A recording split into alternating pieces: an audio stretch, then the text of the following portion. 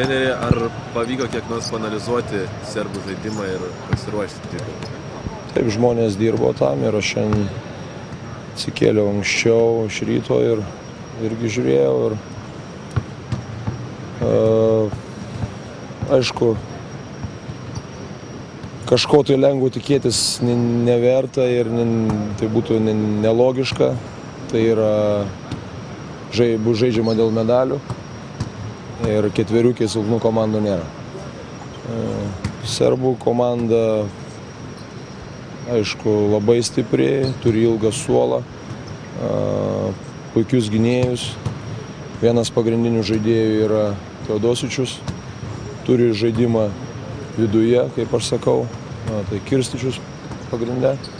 Turi metikus, kurie tritaškius kaip Kesel pataiko 60%. Aukšta komanda.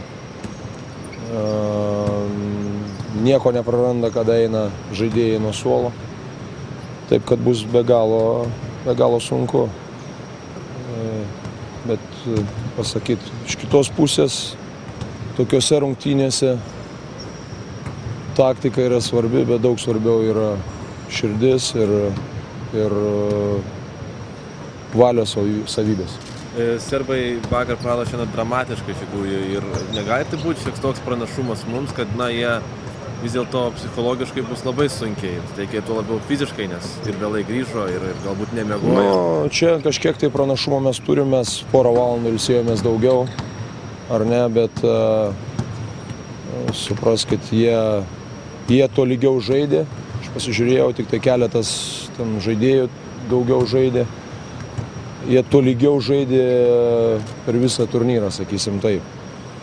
Ir labai tikėtis, kad čia jie bus pavargę, o mes labai tokie jau pailsėję paskutinę turnyro dieną, tai čia neverta. O pranašumus reikia įrodyti aikštėje, jeigu jie yra. Ar serbai vis tiek yra geresnis varžovas, negu būtų buvusi Turkija su visa pilna salė žiūrovų?